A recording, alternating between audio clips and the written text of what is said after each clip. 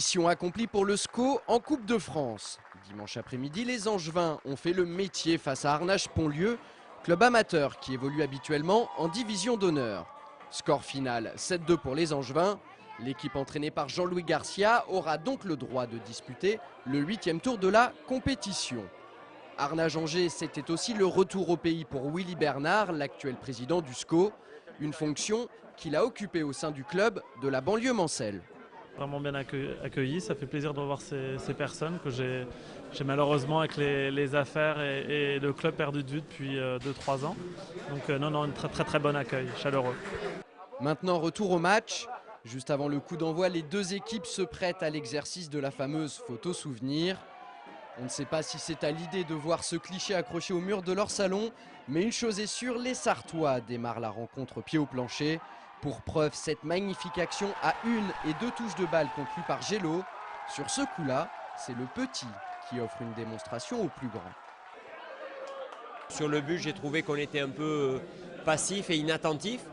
Le but sartois a eu le mérite de nous réveiller, de nous mettre véritablement dedans. C'est vrai que les scoïstes ne tardent pas à réagir. 5 minutes après l'ouverture du score, Angers bénéficie d'un pénalty indiscutable.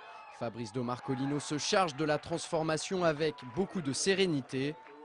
À 10 minutes du terme de la première période, Aurillac prend sa chance des 20 mètres. Sa frappe est déviée et finit au fond des filets. À la mi-temps, le SCO mène logiquement 2-1. Arnage a sans doute laissé passer sa chance.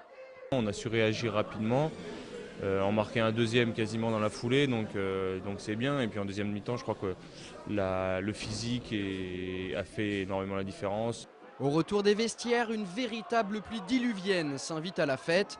Les conditions de jeu deviennent exécrables, mais ces grosses gouttes d'eau ne vont pas freiner les ardeurs angevines. Diers s'adresse un centre parfait pour Rivière, qui ajuste de près le portier sartois d'un plat du pied d'école. Dans la foulée, l'attaquant angevin y va de son doublé sur ce joli ballon piqué. En 3 minutes, le SCO a fait la différence pour le plus grand bonheur de ses supporters qui ont fait le déplacement. Pour autant, Arnage ne s'avoue pas vaincu et réduit la marque sur ce corner. À 4-2, l'espoir renaît dans les tribunes du stade de Coulennes.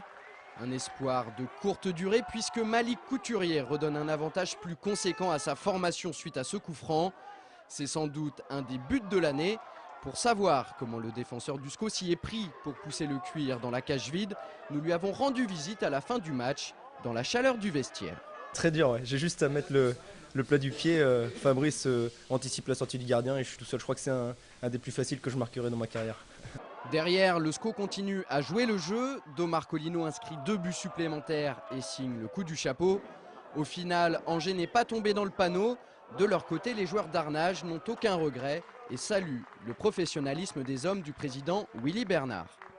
Aujourd'hui, il n'y a eu aucun moment dans le match où on a senti qu'on pouvait gagner le match, même quand on a mené 1-0. Donc les joueurs d'Angers très respectueux sur le terrain, du début à la fin, donc ça nous a fait plaisir. Donc je les félicite tout simplement, quoi. Ils ont été très pros aujourd'hui. Les grandes équipes, généralement, quand ils peuvent pas se priver de mettre une tôle, ils le font. Et je pense que c'est respecter l'adversaire, c'est pas l'humilier, au contraire. Voilà, on a montré notre supériorité et il faut être lucide sur cette victoire, elle est logique. On attendait que ça de nous, donc perdre aurait été le désastre, gagner c'est normal. Donc on a fait le travail, point barre. Le tirage au sort du 8e tour de la Coupe de France aura lieu demain mercredi au siège de la Fédération française de football.